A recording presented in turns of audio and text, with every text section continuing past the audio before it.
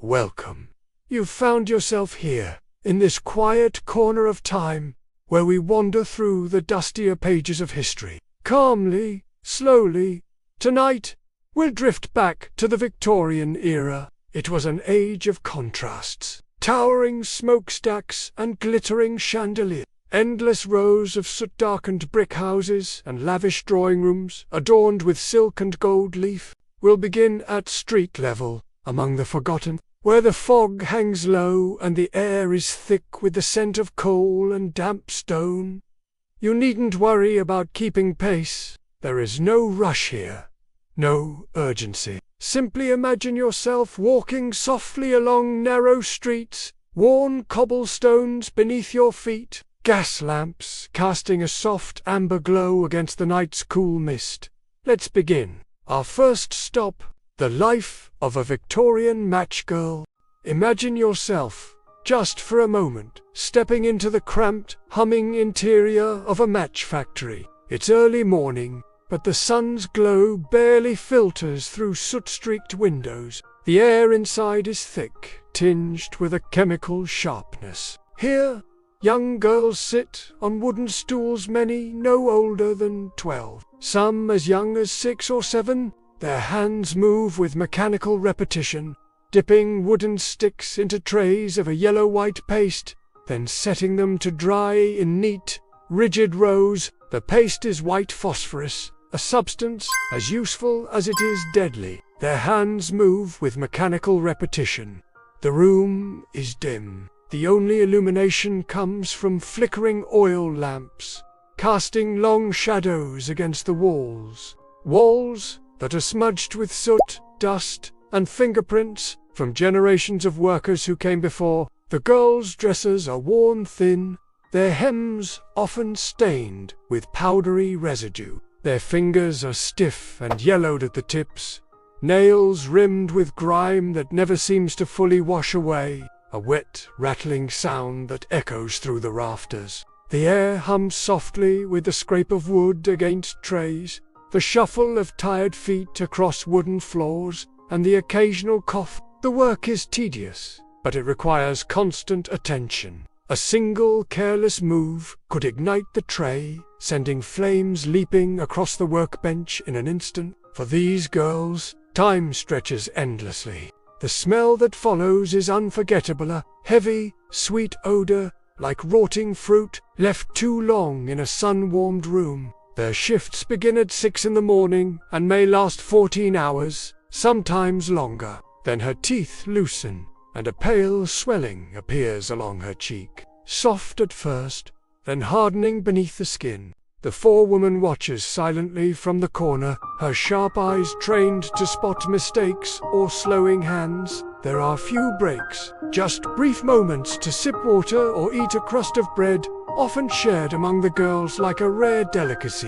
But the greatest threat here is not the fire itself. It's the phosphorus. Barefoot children dart between carts and horses, scavenging for coal scraps or bits of bread. With each passing day, the girls inhale its invisible fumes, sweet but sickly, clinging to their lungs. Over time, it begins its quiet work. A girl may notice her jaw aching at first, a dull throb that lingers through the night. A brief spark in an otherwise grey world. This affliction is called phossy jaw. Its true name is phosphorus, necrosis of the jaw, but few bother with such words here. To the girls, it is simply an inevitable fate. They watch others fall ill, their faces slowly eaten away by the invisible poison. Those afflicted are often dismissed from the factory, cast out with no compensation. They vanish from the workrooms. And from memory, outside the factory, life offers little comfort. Most of these girls return to slum housing rows of crumbling tenements, their bricks slick with rain and smoke. Inside, the air is damp and close. Entire families may share a single room, the walls mottled with mold, the ceiling sagging under the weight of another family above. At night, the sounds of coughing, crying infants, and clattering rats fill the darkness.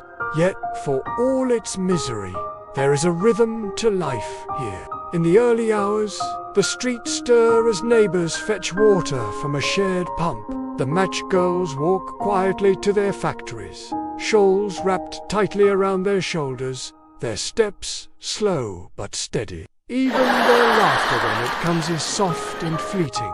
You may imagine yourself walking among them, your footsteps muffled on wet cobblestones, your breath visible in the cool air. You pass them by, their faces pale in the gaslight glow, eyes downcast but resigned, and you realize that, for them, this is simply life. The endless rhythm of survival, the constant struggle, dip, dry, wrap, repeat. The work continues, as it has for years, and somewhere, in a quiet corner of the factory, another girl begins to feel the ache in her jaw. The cycle begins anew. Now, as we leave the factory behind, let's drift onward. Our next journey will take us to the very heart of Victorian London, to a summer unlike any other, a summer when the very air turned sour. The great stink of 1858 awaits. And now, imagine yourself standing along the banks of the River Thames. It is the summer of 1858, and London is caught beneath a heavy, sweltering sun. The kind of heat that clings to your skin, pressing against your chest with every breath. The days stretch endlessly. Thick with heat, there is no breeze, no relief. The city hums, not with the usual bustle of carriages and market cries, but with an almost unnatural stillness. The streets lie under a haze of shimmering air, cobblestones slick with the sweat of horses and men alike, a stillness born of something far more unsettling. The river, the great Thames, once celebrated in poetry and song, has become a sluggish, glistening ribbon of filth. Its waters are choked with refuse floating heaps of rotting vegetation, dead animals, and the constant, unrelenting stream of human waste. The water's surface glistens oddly, tinged with iridescent streaks of oil and grease.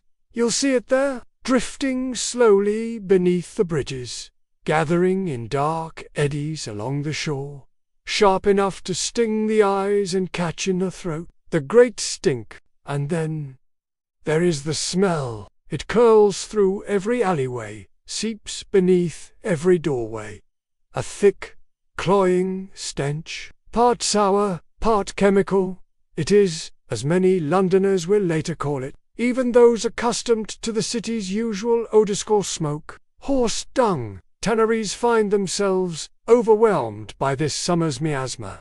Imagine yourself walking along the embankment, handkerchief held gently to your nose, though it offers little protection. That foul smells themselves, miasmas are the cause of sickness. At Westminster, inside the grand halls of Parliament, thick curtains have been soaked in lime chloride and vinegar in a desperate attempt to hold back the reek. Picking through heaps of rubbish in search of anything they might sell, and scavengers, their faces lined and weathered.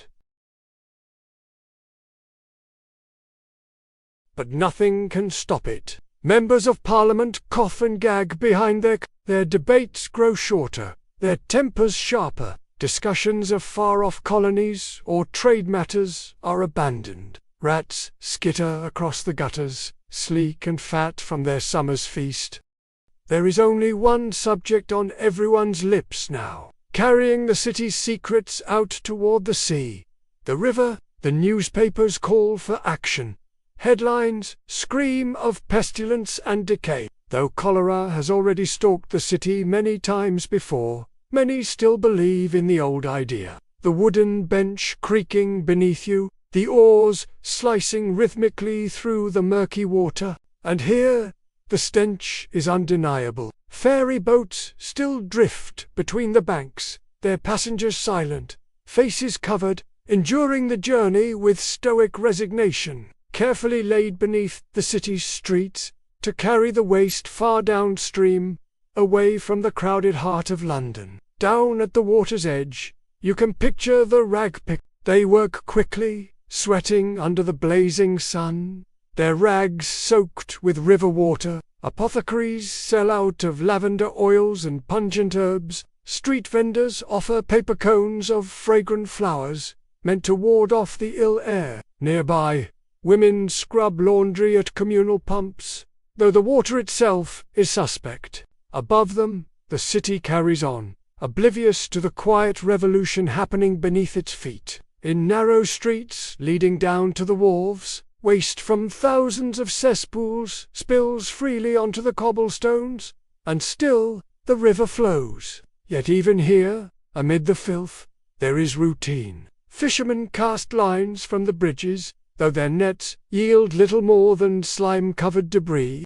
You may picture yourself seated upon one of these ferries. The sun glimmers on the surface, a beauty marred by the ever-present stench. And in that moment, you are not alone in your discomfort. Throughout the city, housewives hang damp sheets over their windows, soaked in vinegar or camphor, and within the walls of government, change finally stirs. A quiet man named Joseph Basil Jetton, engineer, methodical and calm, has long proposed a grand solution, a vast network of sewers. For years, his plans have gathered dust, ignored and underfunded.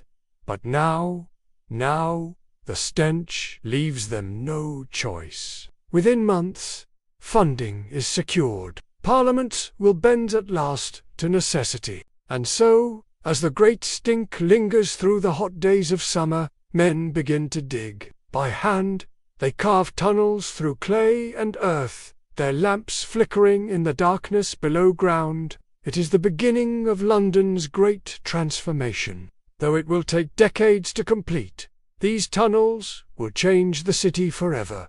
But for now, the river still glistens in the fading light, the air still hums with that heavy, unrelenting smell, and the city waits, holding its breath, drifting slowly from heat into twilight. As evening falls upon the streets of London, we too shall wander onward, through fog-filled alleys and gaslit corners, toward shadows that linger in the night. Next, we'll walk softly through Whitechapel. During the dark days when fear crept like mist through the streets, the time of Jack the Ripper awaits. Now, let your mind drift deeper into the London night. The sun has long since vanished beyond the rooftops, and the city lies wrapped in shadows and silence. You find yourself walking slowly through Whitechapel. It is the autumn of 1888, a year that London will not soon forget. The air is cool now, tinged with the soft bite of approaching winter. A faint mist rolls through the streets, weaving itself between lamp-posts and drifting gently over the worn cobblestones. Gas lights flicker overhead, their pale orange halos barely pushing back the darkness. You walk carefully, your steps muffled by the thick fog curling around your ankles. Like a maze carved through rows of leaning brick buildings, their windows shuttered tight against the night. The streets here are narrow and winding, mingling with something more metallic, something colder. It is home to the poor, the forgotten, the countless souls seeking shelter in workhouses and cheap lodging houses, where beds are rented by the night or by the hour.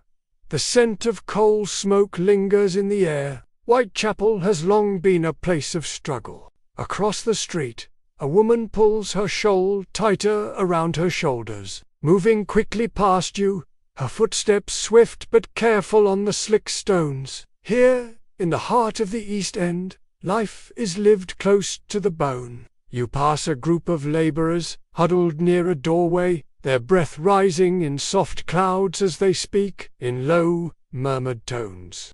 Hushed conversations traded in doorways and at market stalls. Tonight, however, there is more than poverty hanging in the air.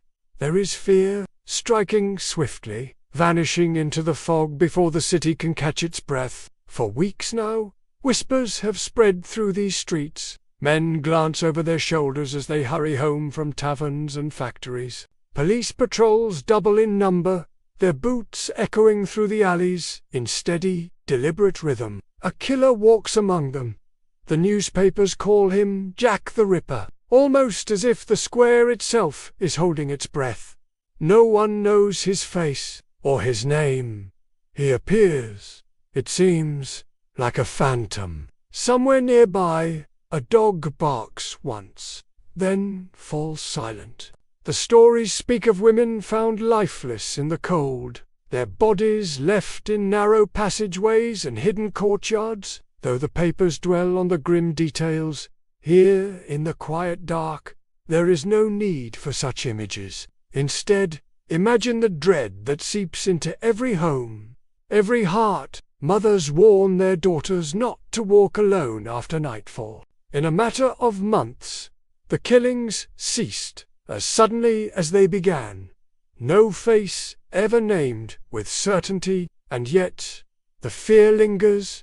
You continue down the street. Your path leads you past Mitre Square, its worn paving stones glowing softly under the lamps. Here, in the very early hours of the morning, the fog lies heavy and still.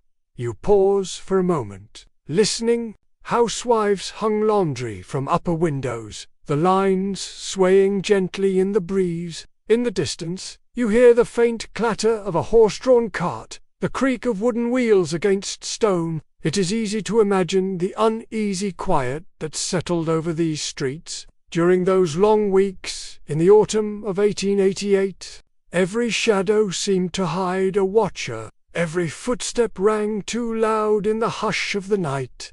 And the fog, always the fog, creeping low to the ground, softening the edges of the world. The Ripper's reign of terror was brief, though it felt endless to those who lived through it. No one was ever caught, and in time, the streets returned to their familiar rhythms. The match sellers and dock workers filled the markets again. Children chased hoops through the alleys, but even then, the memory lingered. A quiet unease. A name spoken in hushed tones. You may picture yourself standing here, long after the fear has faded, gazing down an empty alleyway, its bricks damp with mist. The city moves on, as it always does, and the fog curls slowly through the night, filling every corner, every forgotten doorway, carrying with it the echoes of those vanished footsteps. Now we will leave Whitechapel behind, letting the shadows recede. We will climb, slowly, rising above the smoke and fog, into a world that feels far removed from these streets. Our next stop, inside the gilded mansions of Victorian aristocrats, a place where soft candlelight glimmers against polished marble, and life seems untouched by the struggles below. Now, let the fog of Whitechapel dissolve, and imagine yourself ascending, slowly, leaving behind the narrow, crowded streets and drifting upward, beyond the tangled alleys, beyond the smoke and soot, into the wide, sweeping avenues of London's wealthiest neighbourhoods. It is still the Victorian era, but here the air feels different, cleaner, quieter, touched with a scent of polished wood and freshly cut flowers. You walk along streets lined with towering townhouses, their facades pale and immaculate, their windows tall and shining. Gas lamps cast soft golden halos upon the pavement, and the night seems less ominous here, more serene.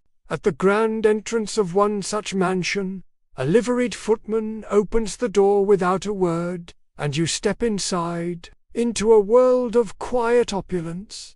The entrance hall is vast, its marble floors gleaming beneath your feet, cool and smooth. Above, a grand chandelier sparkles, with hundreds of crystal droplets, each one catching the candlelight and scattering it in soft patterns across the ceiling. The walls are adorned with rich tapestries, their scenes of pastoral beauty carefully woven in shades of gold and emerald. Here, the air carries the faintest trace of beeswax and lavender. The hush of the room is broken only by the gentle ticking of a tall grandfather clock, its pendulum swinging with steady, soothing rhythm. Tick-tock. You continue through the house, deeper into this sheltered world. Imagine yourself walking slowly through the drawing room. The carpets here are thick and soft, muffling your footsteps completely. The furniture is upholstered in rich velvets and silks, deep burgundies, soft blues, pale creams. In the corner, a harp stands waiting, its strings shimmering faintly in the candlelight, untouched yet poised for music. A low fire crackles in the marble hearth, casting a gentle warmth through the room. Books line the wall, shelves upon shelves, filled with leather-bound volumes with gilded lettering, histories, poetry, travelogues from far-off lands. But for leisure, you may run your fingers along the spines, feeling the fine grain of the leather, the slight roughness of embossed gold leaf. To write letters upon thick, creamy paper with an elegant fountain pen. This is a room meant not for labor, a place to read, to sip tea from delicate porcelain cups. Beyond, the dining room waits, long and stately, with a table stretching nearly the length of the room, covered in white linen and set with shining silverware. The centerpiece glimmers with polished silver candelabras and fresh flowers arranged in porcelain vases. Here, the aristocracy dines in style, enjoying courses of roasted meats, sugared fruits, and elaborate puddings, served by footmen in perfectly tailored coats. The rhythm of their lives moves slowly, deliberately. Afternoons pass in the comfort of the conservatory, where the sun filters through glass panes and warms exotic plants, palms and orchids, brought from distant colonies, little more than vague, unfortunate tales. In the newspapers, soft music drifts from a pianoforte, played by a daughter of the household, her fingers gliding gracefully over the ivory keys. Evenings unfold in drawing rooms, like this one, of gentlemen's clubs, where cigars are smoked and port is sipped beneath vaulted ceilings. Tea is served on low trays. Conversations drift lazily from art to politics to the weather. For them, the city's harsher realities seem distant. Their world is one of silk gowns rustling softly across parquet floors, of hunting parties and garden fetes, of opera boxes and masked balls. A world enclosed, protected, yet, if you pause here for a moment, you may sense something else beneath the stillness, a quiet undercurrent. For outside these thick walls and heavy curtains, the streets of London teem with life. The match girls still bend over their factory benches. The river still flows, carrying the weight of the city's waste. The shadows of Whitechapel still stretch long in the fog. To London's, existing, side by side, one draped in velvet, the other in soot. To the quiet stillness of the present, and though the walls may seem thick, no barrier is ever truly complete. Even here, in these softly lit halls, the faintest echoes of the wider city persist, carried on the wind, whispered through the very stones. And now, let us slowly, gently, step away from this world of chandeliers and silk. Let the mansion fade behind us, as the lights grow dim, and return, together, to the quiet stillness of the present. And now, we find ourselves drifting gently back, leaving behind the echo of footsteps on cobblestones, the flicker of gas lamps, the shimmer of chandelier. The streets of Victorian London slowly recede, fading into quiet memory. The match girls and their endless toil, the heavy, stifling air of the great stink, the hushed dread of shadowed alleys, and the soft elegance of grand drawing rooms, all of it slipping away like mist dissolving in the morning light. Take a deep breath here. Let it settle softly. The past has its hold, but now it loosens. You might reflect, for just a moment, on the vastness of it all, How many lives unfolded beneath that same grey sky? How many hands shaped those streets, those homes, those stories, their struggles, their triumphs, their quiet, unseen routines, the rhythm of their lives, ever repeating, ever fading into time? And here you are, safe, quiet, far removed from the flickering lamps and swirling fog, with soft blankets, stillness, and the gentle comfort of the present moment. The world outside may be ever-changing, but here you can let it drift away. You are at rest. And so, we leave behind the soot and splendor of Victorian London, and allow the quiet to carry you, wherever dreams may lead. Thank you for joining me. Sleep well, and until we wander together again, good night.